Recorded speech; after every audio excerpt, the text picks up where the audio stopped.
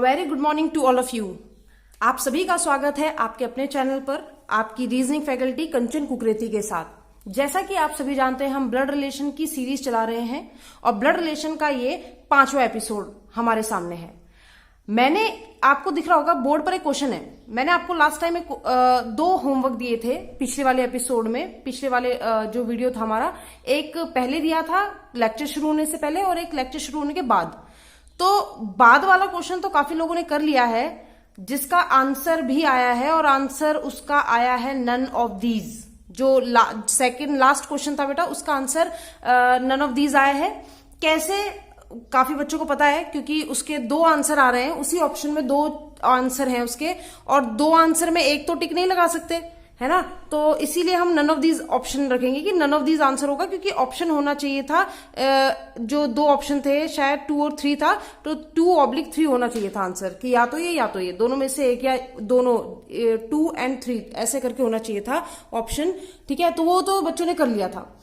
इस क्वेश्चन में काफी बच्चों को दिक्कत आई है, तो मैं यहां पर सॉल्व करा रही हूं ये वाला क्वेश्चन। ठीक है, आपको हिंदी इंग्लिश आपने तो क्वेश्चन नोट कर ही लिया होगा, तो मैं ये क्वेश्चन सॉल्व करा रही हूं। तो देखते हैं इसमें क्या करना था।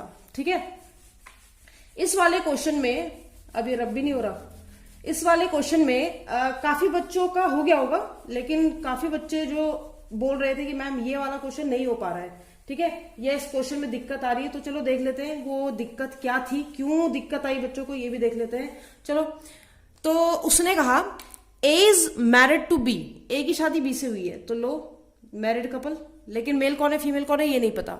सी is the only son of B, C only son है, यानी सी एक लौता बेटा है, किसका? बी का।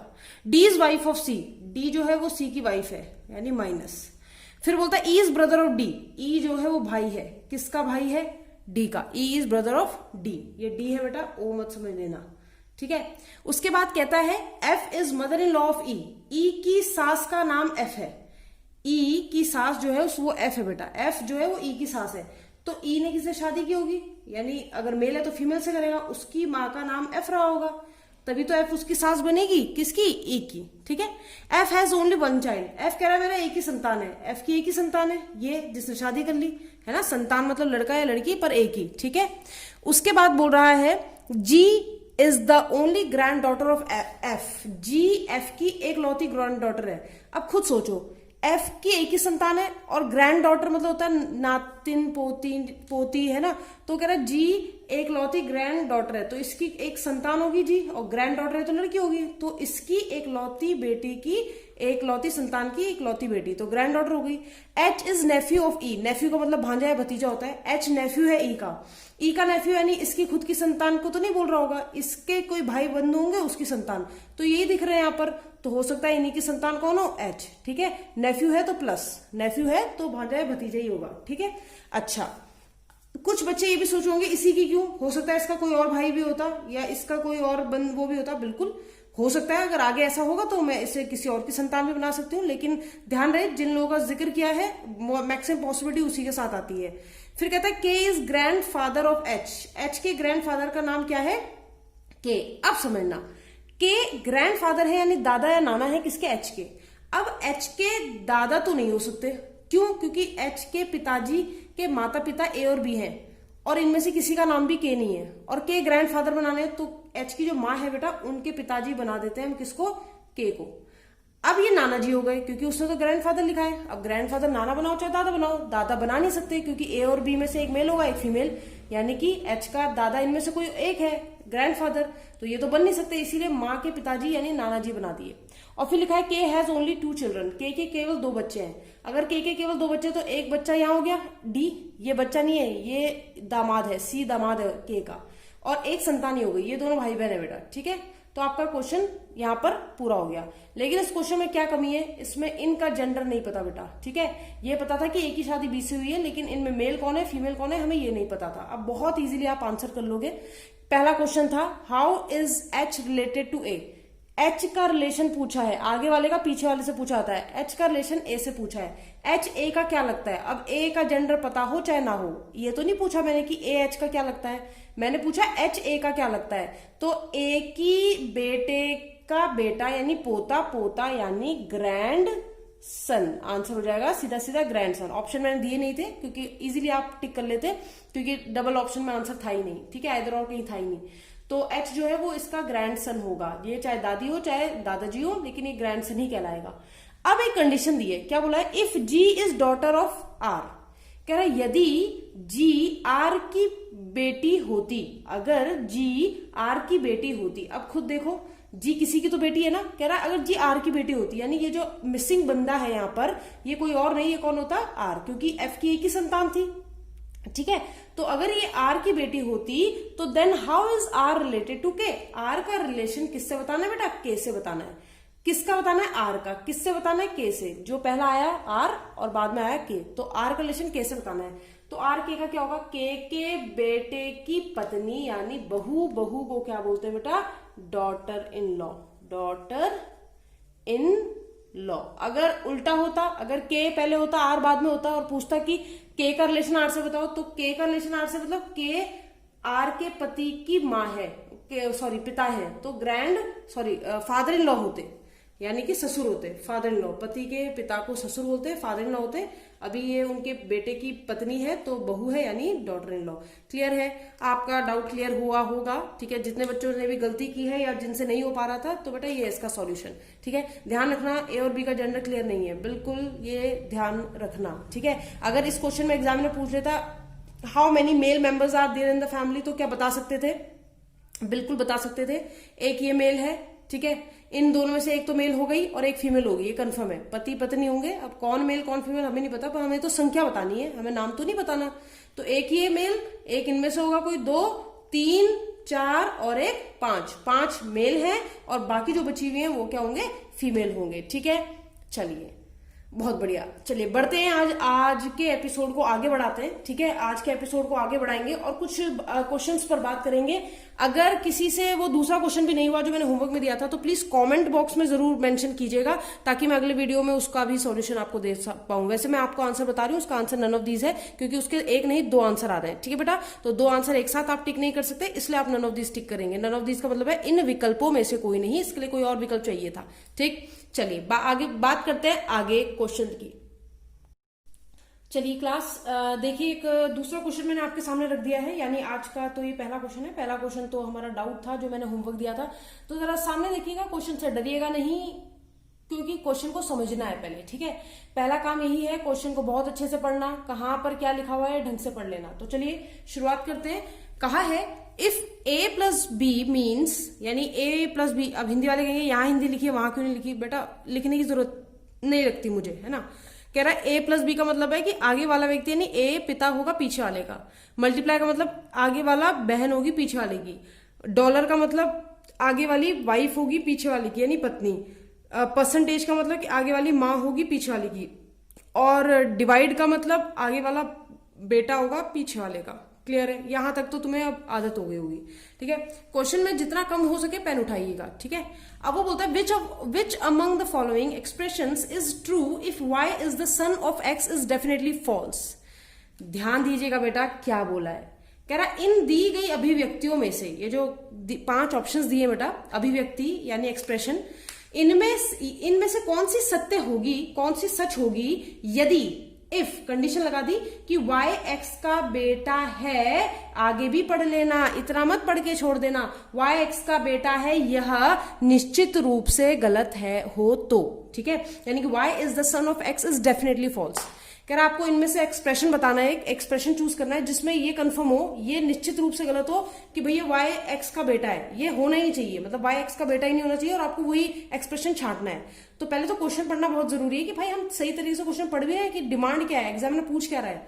तो यहाँ पर आधे से ज्यादा बच्चे सोचेंगे कि यार करना क्या है, करना कुछ नहीं है, जहां पे भी y x का बेटा बन जाए तो वो तो ऑप्शन हटा दो, उसे करना ही नहीं है, क्योंकि वो ये कह रहा है कि आपको ये बताना ऐसी कौन सी भी व्यक्ति है जिसमें ये बात कि y x का बेटा है ये निश्चित रूप से गलत है, यानी पूर्ण तरीके से गलत है, यानी डेफिनेटली फॉल्स है। तो जरा ध्यान से देखना, डाउट नहीं है, डेफिनेटली फॉल्स है। डाउट कब होता है बेटा, जैसे मान लो किसी क्वेश्चन में किसी अभिव्यक्ति में y का जेंडर ही ना दिया होता, लेकिन y x की संतान बन रहा होता, तो संतान है तो लड़का भी हो सकता है लड़की भी हो सकता है, तब दिक्कत थी, तब डाउट था। वो कह रहा डेफिनेटली फॉल्स, यानी ऐसा साबित हो जाना चाहिए कि भाई इसका बेटा तो हो ही नहीं सकता, चाहे कुछ कर लो, ठीक है।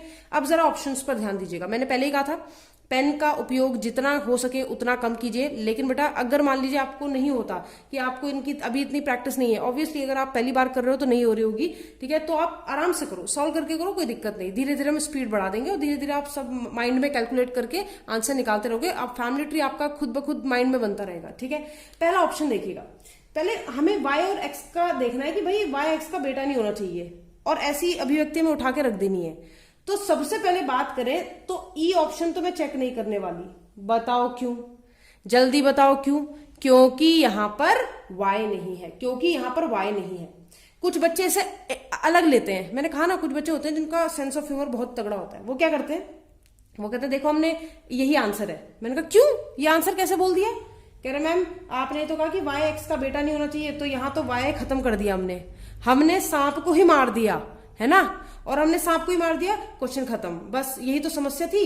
अरे भैया, पर यहां पर कहीं पर जब y नहीं आया तो प्रूफ कैसे करोगे कि y बेटा नहीं है x का? जो बंदा यहां आया ही नहीं उसको प्रूफ कैसे करोगे कि उसका बेटा था या नहीं रहा होगा? कुछ भी कैसे प्रूफ करोगे? नहीं कर सकते ना। यानी जब y है ही नहीं, यानी वो दोनों साक्षात दिखने भी तो चाहिए जिनको आपको प्रूफ करना है। यानी कि इस ऑप्शन में y नहीं है बेटा, तो कैसे प्रूफ करेंगे? अगर मान लो इसमें y होता और x ना होता, अगर y होता x ना होता तो भी मैं इसे चेक नहीं करती। क्यों? क्योंकि मुझे ये प्रूफ कराना है, और जो चीज प्रूफ करानी है बेटा वो आपके उस क्वेश्चन में, आपके अभिव्यक्ति में, आपके एक्सप्रेशन में दिखनी जरूर चाहिए। आई बात समझ में? अब बात करते हैं कैसे एलिमिनेशन करेंगे। अब खुद देखो, अगर मुझे y और x का रिलेशन निकालना है, वो भी बेटे का, तो यहां पर तो साफ साफ दिख रहा है y और x का रिलेशन डायरेक्टली कनेक्टेड है।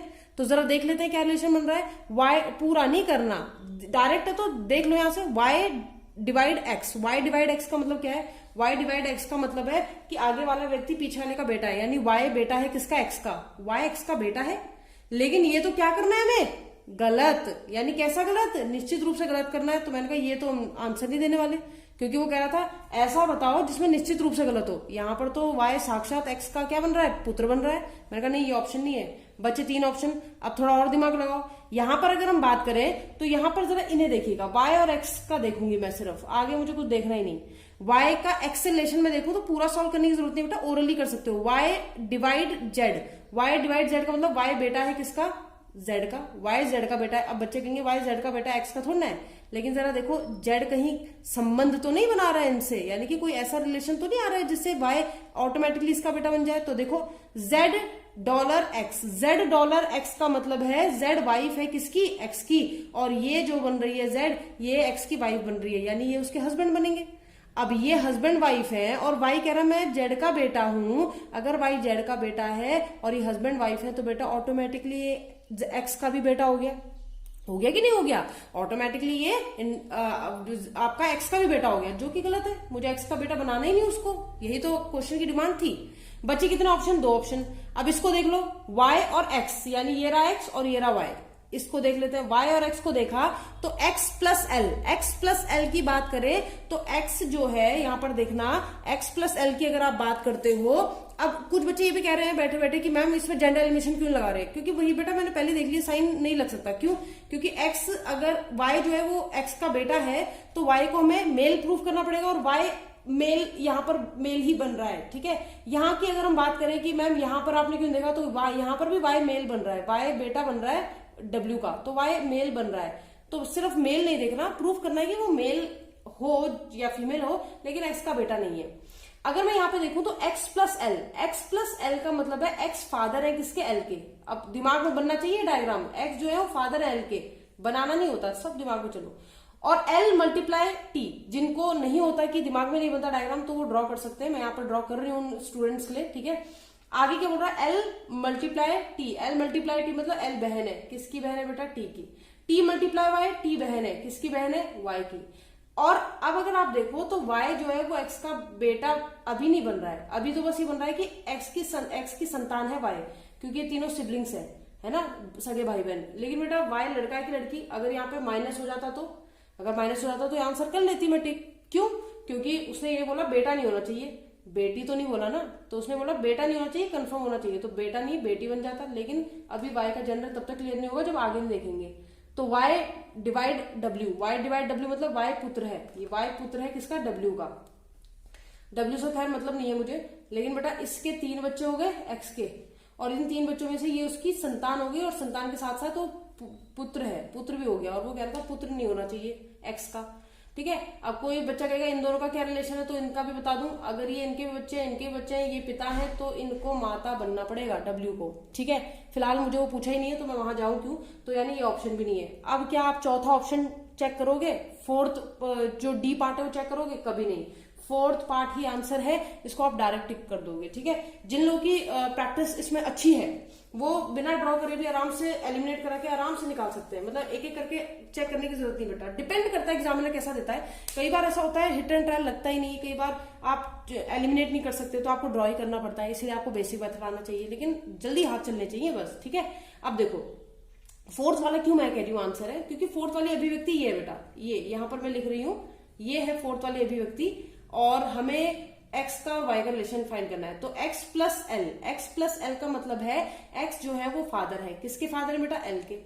देन l प्लस वाई मतलब l फादर है, और किसके फादर है बेटा, y के, ठीक है। अब y लड़का है कि लड़की वो तो छोड़ो, वो तो निकालना ही नहीं, यहाँ पे बना देती हूँ, x जो थे वो फादर है बेटा l के, और l जो है वो फादर है y के, ठीक है। अब दिख रहा होगा, तो अगर यहां पर मुझे x और y का रिलेशन पता चल रहा है, लेकिन उनका जनरेशन कितना है, 2 का गैप आ रहा है, पहले इसका गैप फिर इसका गैप, तो y उसका पोता हो जाए, पोती हो जाए, नाती हो जाए, नातिन हो जाए, कुछ भी हो जाए, लेकिन ये कंफर्म है कि ये पिता और बेटे का रिलेशन या माँ और बेटे का रिलेशन तो आएगा नहीं, y बेटा तो कभी नहीं हो सकता, इसलिए ऑप्शन फोर्थ था, ठीक है, निश्चित रूप से, क्योंकि y को यहां डाल दिया बेटा, और y जब थर्ड जनरेशन में, तो बेटा तो कभी भी नहीं हो सकता, चाहे उसका जेंडर कुछ भी हो, चाहे वो कैसा भी रिलेटेड हो। आई बात समझ में, सभी को समझ में आ गई होगी। जिन लोगों को नहीं समझ में आई है तो प्लीज दोबारा से आप इस वीडियो को रिवाइंड करके देख लीजिए, आपको अगर बात समझ में आई, क्योंकि मैंने बहुत अच्छे से समझाया है। और बढ़ते हैं अगले क्वेश्चन के लिए फिर। चलिए नेक्स्ट क्वेश्चन। चलिए क्लास, अब एक और क्वेश्चन है बिल्कुल वैसा ही, ध्यान दीजिएगा। एक्सप्रेशन सारे वही हैं, एक्सप्रेशन नहीं चेंज किए मैंने, ये जो इंस्ट्रक्शंस थे, डायरेक्शंस थी, वो मैंने चेंज नहीं करी, ठीक है। और क्वेश्चन चेंज हो गया, लेकिन अब बोल क्या रहा है, हिंदी में नहीं लिखा क्योंकि इसमें हिंदी में लिखने वाला कुछ था ही नहीं, बहुत इजी था। कह रहा इन एक्सप्रेशन इफ एक्सप्रेशन, यदि अभिव्यक्ति ये होती, ये आपके इन्वर्टेड कॉमास में बनाया है मैंने, ठीक है। तो अगर अभिव्यक्ति ये होती इज डेफिनेटली ट्रू, ध्यान देना पीछे वाले क्वेश्चन में डेफिनेटली फॉल्स था, ये क्या है, डेफिनेटली ट्रू। कह रहा अगर ये अभिव्यक्ति कंफर्म सत्य हो जाए, यानी डेफिनेटली ये सत्य बात हो, अगर ये बात सत्य हो जाए, then which among the following option is true, तो इनमें से दिए गए ऑप्शन में से, दिए गए विकल्पों में से कौन सी बात सत्य होगी। बहुत सिंपल है, पिछली बार डेफिनेटली फॉल्स बोला था, इस बार बोला है कि अगर ये बात कंफर्म सत्य है, यानी इनके बीच के जो रिलेशन है वो कंफर्म सही है, क्या है हमें नहीं पता, हम ऊपर से देखेंगे बाद में, लेकिन कह रहा अगर ये कंफर्म सत्य है तो बताओ इनमें से कौन सा विकल्प सत्य होगा। पेन नहीं चलाना है, कितनी बार बोला, कोशिश करो बेटा, पहले टाइम लगेगा बिना पेन के, लेकिन फिर धीरे धीरे धीरे धीरे you will become a master, ठीक है। अब देखो मैं इसे पूरा बनाऊंगी, मैं नहीं बना रही हूँ, ठीक है, आलसी हूं मैं नहीं बना रही हूँ, ठीक है। तुम में से भी जो आलसी है नहीं बनाओ। क्या बोल रहा है, पहला L is daughter of T, क्या ये सही है, कह रहा पहले बना तो लो, मैंने कहा हम तो नहीं बना रहे, क्यों, क्योंकि कह रहा L is daughter of T, L daughter है टी की, तो मैंने कहा एल अगर डॉटर आप बोल रहे हो तो एल को लड़की होना जरूरी है, एल को लड़की होना जरूरी है। एल और लगा क्या साइन है, डिवाइड का, एल डिवाइड के, एल डिवाइड के का मतलब एल बेटा है, एल बेटा है, अगर एल बेटा है तो ये तो लड़का होगा, यानी इस पे प्लस साइन होगा, ये लड़की तो नहीं बन सकता किसी का भी, किसी का दामाद बना सकती हूँ मैं इसे, किसी का दादा बना सकती हूँ, किसी का नाना बना सकती हूँ, किसी का ग्रैंड सन इन लॉ बना सकती हूँ, कुछ भी बना सकती हूँ, अंकल बना सकती हूँ, लेकिन मैं इसे लड़की तो नहीं बना पाऊंगी। कंफर्म है, तो गलत है, हो ही नहीं सकता। J is brother of L, J is brother of L, J L का भाई है, तो देख लो जे डायरेक्ट है ना एल का रिलेशन, और जेंडर भी देख सकते हो, जे मल्टीप्लाई, यानी आगे वाली बहन है, यानी कि ये तो लड़की है, और आप कह रहे हो कि भाई होना चाहिए, मैंने कहा ये भी गलत है। फिर क्या कहता है, I is grandmother of L, I L की ग्रैंड मदर होनी चाहिए, आई ये रहा बेटा, एल ये रहा, पूरा सॉल्व करने की जरूरत नहीं, आई का जेंडर देख लेते हैं। आई प्लस टी का मतलब क्या है, आई फादर है, फादर यानी प्लस, आई अगर पिता है तो वो किसी की ग्रैंड मदर कैसे बन जाएगा, आई आगे चल के एल की ग्रैंड मदर थोड़ा ना बन सकता, क्योंकि वो तो लड़का है, वो ग्रैंड फादर बन सकता हो सकता है फादर बन जाए, लेकिन बेटा औरत का या स्त्रीलिंग तो नहीं बनेगा, तो यानी ये भी गलत है। फिर कह रहा है T is father of J, T जो है वो जे का फादर है, डायरेक्टली कनेक्टेड है। और आप जेंडर भी देख सकते हो, टी परसेंटेज जे, टी परसेंटेज जे का मतलब है टी माँ है यानी फीमेल है। और अगर टी फीमेल है तो टी पिता कैसे बन जाएगा, वो भी जे का कभी नहीं बन सकता, यानी यही आंसर होगा। इसको हमें चेक करने की जरूरत नहीं है, एग्जाम में मत चेक करने बैठ जाना कि बैठ गए वहां, तो फिर शॉर्टकट का फायदा क्या है जब चेक ही करने बैठना है वहां पे। अब मैं उनके लिए बता दूं जिनको लगता है कि नहीं मैम इससे अच्छा तो हम सॉल्व ही कर लो भाई, क्योंकि अभिव्यक्ति कितनी बड़ी हो सकती है, मैंने थोड़ा ना कहा कितनी होगी। तो चलो देख लेते हैं। आई का रिलेशन टी से, फैमिली ट्री बना के भी देख सकते हो, 1 by 1 अगर देखना चाहो तुम्हारी मर्जी है। आई का रिलेशन टी से प्लस का, तो I is father of T, T divide J, T percentage J, divide और परसेंटेज फर्क रखना बेटा, परसेंटेज यानी मदर, टी मदर है, किसकी मदर है बेटा, जे की। जी माइनस एल, जे माइनस एल, जे बहन है एल की। और एल डिवाइड के, एल पुत्र है किसके, के। अब जरा समझना कि के का रिलेशन कैसा है और कैसे पता चला कि आपका जो के है वो दामाद है आई का, ये कैसे पता चला ये ऑप्शन। तो आप देखो टी माँ है इसकी और ये दोनों सिबलिंग्स है, भाई बहन है। और अगर ये माँ है और ये कह रहा है कि भाई मेरे पेरेंट या मैं इनका बेटा हूं, तो बेटा एक माँ अगर टी है तो के क्या होंगे, के पिता ही तो होंगे, यानी ये प्लस साइन होगा। और ये मैरिड कपल होगा इसलिए डबल साइन लगा दिया। इसका मतलब ये है कि ये दोनों पति पत्नी है। और अगर ये पति पत्नी है तो आई की बेटी ने ही तो शादी कर रखी है के से, और अगर आई की बेटी ने के से शादी कर रखी है तो के उसका दामाद बना कि नहीं बना, सन इन लॉ। तो इसलिए ऑप्शन नंबर लास्ट सही है। आशा है आपको समझ में आ रहा होगा। देखो हम बहुत स्लोली चल रहे हैं, पता है। हाँ, कुछ लोगों का ऐसा बोलना है कि बहुत तेज बोलती हो मैम। तो बेटा एक ऑप्शन होता है आपका जब यूट्यूब चलता है ना, उसमें एक 3 बिंदी आती है ऐसे ना, राइट में ऐसे 3 बिंदियां आती है ऐसे, उस पर क्लिक करो, उसमें स्पीड बढ़ाने का है, इसका कर दो 1.5 कर दो, स्लो करनी है तो नॉर्मल से ऊपर चले जाना तो स्लो भी हो जाएगी, ठीक है। तो वैसे कर लो क्योंकि मुझे लगता है नॉर्मल है, ठीक है। तो जिन लोगों को स्पीड कम करनी है तो वहां पे फीचर दिया हुआ है, करो, नेट का यूज करो आराम से, लॉकडाउन में कोई दिक्कत नहीं, ठीक है। चलिए आज का लास्ट क्वेश्चन आने जा रहा है और बेहतरीन क्वेश्चन है, देखते हैं कितने स्टूडेंट से बनाकर दिखाते हैं। तो चलिए स्टार्ट करते हैं अपना लास्ट क्वेश्चन और बहुत बेहतरीन क्वेश्चन। चलिए क्लास, आपको आपका एक क्वेश्चन दिख रहा होगा सामने, बहुत अच्छा क्वेश्चन है और देखते हैं आप कैसे करते हो, लेकिन आसान भी बहुत है। अगर थोड़ा सा कॉमन सेंस आपने यूज किया, अभी तक जो भी हमने इतनी सीरीज में सीखा है, अगर आपने वहां इंप्लीमेंट कर दिया ना, तो आप इसका आंसर बिल्कुल एक शॉर्ट में निकाल सकते हो। देखो क्या बोल रहा है, पहले तो ऊपर के इंस्ट्रक्शन जरूर पढ़ लें, कई बार बच्चे नहीं पढ़ते, पढ़ना जरूरी है बेटा। सिर्फ ये देख लेते हैं सन, पेरेंट, हस्बैंड, नहीं कुछ अलग भी दे सकता है एग्जामिनर कुछ भी दे सकता है। देखो क्या बोला है, कहता है A#B का मतलब है ए यानी आगे वाला व्यक्ति पुत्र है बी का। मैंने पहले ही बोला ये जरूर देखना जरूरी है कि आगे वाला बेटा है या पीछे वाला के बात कर रहा है, ठीक है। ऐसा कई बार करता है एग्जामिनर, ठीक है, तुम्हारे साथ भी कर सकता है, ठीक। अब उसने क्या बोला आगे, नेक्स्ट जरा थोड़ा ध्यान से देखना, हिंदी वाले खास करके। A@B का मतलब है बी यानी ये पीछे वाला, आगे वाला नहीं पीछे वाला ऑफ स्प्रिंग्स है किसका, ए का। अभी ऑफ स्प्रिंग्स क्या होता है, ऑफ स्प्रिंग का मतलब होता है बेटा संतान, ठीक है। इसका वंश, इसकी जो भी होता है, मतलब संतान बोलते हैं वैसे तो, अगर मतलब इस लैंग्वेज में देखें आप तो यहाँ पे इसका मतलब संतान है कि बी जो है पीछे वाला जो है वो ए की संतान है। अब संतान है पर लड़का है कि लड़की ये नहीं मेंशन किया। फिर क्या बोला, A&B का मतलब है ए पेरेंट है किसके, बी के। पेरेंट का मतलब बेटा, पेरेंट मतलब माता या पिता, तो ए जो है या तो माता है या तो पिता है किसके, बी के। परसेंटेज लगेगा तो ए बड़ा होगा बी से। अब बच्चा कहता है ये कौन सा रिलेशन है, ये रिलेशन नहीं है बेटा, ये सिंपल है कि ए जो है वो बी से बड़ा होगा, बड़ा मतलब एज में बड़ा होगा, ठीक है, एज में बड़ा होगा ए बी से। लेकिन इसे इनइक्वालिटी मत समझ लेना, ठीक है। ये क्यों दिया है, कंफ्यूज करने के लिए दिया है और चाहता ही है वो कि आप कंफ्यूज हो जाओ, ठीक है। आपको कंफ्यूज बिल्कुल नहीं होना है, चाहे कुछ हो जाए। उसने कहा ए बड़ा है बी से, लेकिन क्यों ये दिया है ये आपको नीचे समझ में आएगा। फिर बोलता है ए और डॉलर आएगा बीच में, तो ए जो होगा वो हस्बैंड होगा बी का। अगर कॉपीराइट आएगा तो पीछे वाला यानी बी, डॉटर इन लॉ यानी बहू होगी किसकी, आगे वाले की, बी बहू होगी आगे वाले की।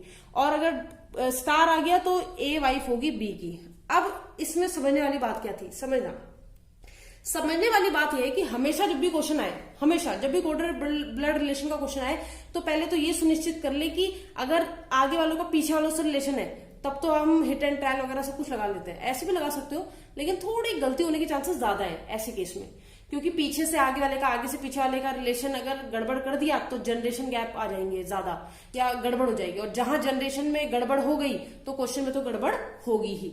अब पूछा क्या है, बोला है how is P related to U in expression this, इस अभिव्यक्ति में पी का संबंध, जो आगे वाला होता है उसका पीछे से बताना होता है, तो आगे वाला यानी पी का रिलेशन यू से क्या है। अब आप देखो पी यहाँ है और बेटा यू आपका यहाँ है, पी का यू से संबंध बताना है, काफी लंबा चौड़ा है ना। अब एक तरीका तो वही है, फैमिली ट्री ड्रॉ करते हैं, है ना, ईमानदारी से बताते हैं आंसर, लेकिन बेटा ईमानदार आदमी को भी 1 नंबर मिलेगा और धोखेबाज को भी 1 नंबर, धोखेबाज तो नहीं कह सकते, इंटेलिजेंट जो बंदा है, जो इसमें अपना दिमाग यूज करेगा और आराम से कम समय में 1 नंबर ले लेगा। तो देखो क्या करना है, जब उसने पूछा कि पी का रिलेशन यू से, तो जरा पी और मैं भी यही कर रही थी, हम भी यही कर रहे थे, जब बच्चे को नया नया जाता है बच्चा तो बच्चा यही करेगा, भैया बेसिक मेथड से करता हूँ और तो कुछ है नहीं, क्योंकि ज्यादा शॉर्टकट के चक्कर में पढ़ूंगा तो गड़बड़ हो सकती है इसमें, क्योंकि इसमें पता ही नहीं है कि आगे का पीछे से, पीछे का आगे से कब कब कहाँ चेंज हो रहा। तो मैंने क्या किया, रिलेशन मेरे को बकायदा बताना था, है ना, तो मैंने क्या किया, मैंने कहा पी का पहले क्यू से देखा मैंने, और इसी ने सारे सवालों के जवाब दे दिए। क्या, P at the rate Q, P at the rate Q का मतलब बेटा कि पीछे वाला, यानी पीछे वाला बंदा संतान है आगे वाले की, यही तो मतलब हुआ। P at the rate Q का मतलब क्यू संतान है किसकी, पी की।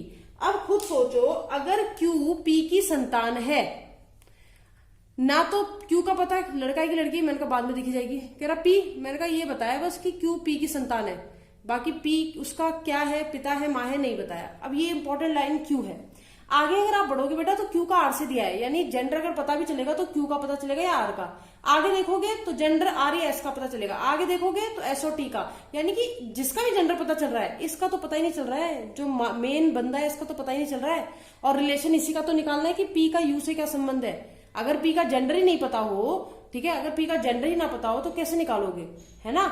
या तो आपके क्वेश्चन में कहीं मेंशन किया होता कि इसकी माँ का नाम ये है, तो हम बोलते थे कि भाई अगर माँ ये बन गई तो पिता ये बन गया, मतलब अगर वो सिंपल ब्लड रिलेशन का क्वेश्चन होता तो वहां ऐसा फंसा सकता था, लेकिन कोडेड में ऐसा नहीं फंसा पाता एग्जामिनर। तो एग्जामिनर ने बोला भाई सिंपल सी बात है, क्योंकि एक ऑप्शन आपको दिख रहा होगा, C and D can not be determine, ज्ञात नहीं किया जा सकता। क्यों?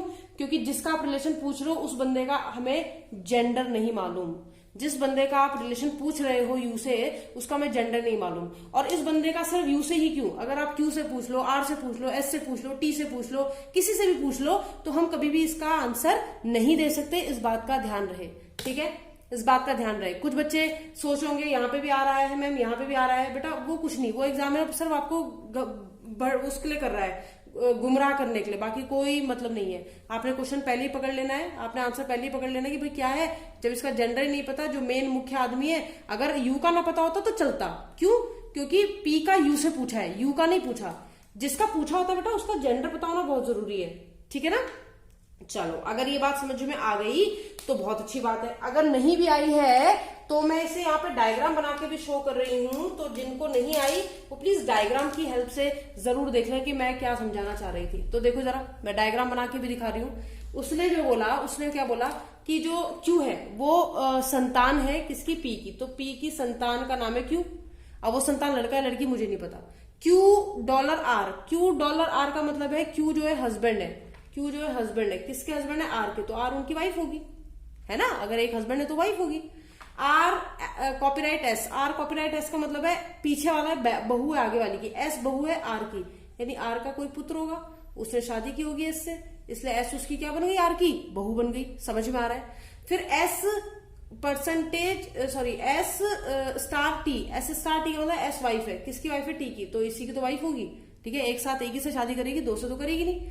फिर T percentage you, T percentage you का मतलब है टी इज ओल्डर देन। अब इस लाइन का क्या यहाँ पे लॉजिक यूज हो रहा था, T older than you, T U से बड़ा है, टी यू से बड़ा है बेटा।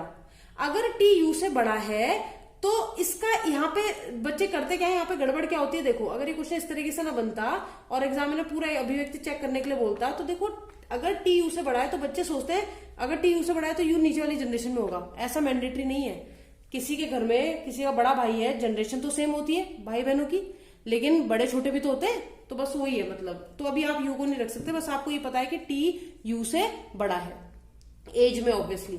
और यू हैश आर का मतलब है यू बेटा है किसका, आर का। यू आर का भी बेटा है, यू बेटा है आर का, लो आ गया यू, ठीक है। तो आर के दो बेटे हो गए, एक यू एक टी, लेकिन टी जो है वो बड़ा है किससे, यू से, तो टी बड़ा है और यू छोटा है, यानी ये भाई तो है लेकिन ये बड़ा भाई है ये छोटा भाई है। बाकी इसमें कुछ नहीं करना था। क्वेश्चन में पूछा था कि पी का रिलेशन यू से बताओ, तो पी यू का क्या है आप नहीं बता सकते। वो यू के पिताजी, ये माता है तो ये पिताजी है, तो यू के पिताजी की माँ भी हो सकती है और पिताजी भी हो सकता है, यानी ग्रैंड मदर भी हो सकता है, ग्रैंड फादर भी हो सकता है, ठीक है।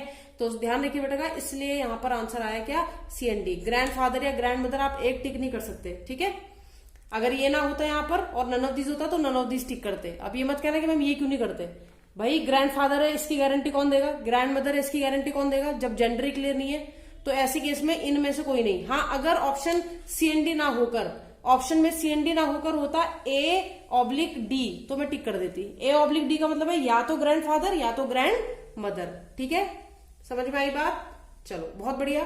तो अब एक और क्वेश्चन मैं दे रही हूं, ठीक है, इसी का एक पार्ट है वो भी देख लेते हैं, उसके बाद सेशन हम समाप्त कर देंगे, ठीक है। तो इसका दूसरा पार्ट देखते हैं।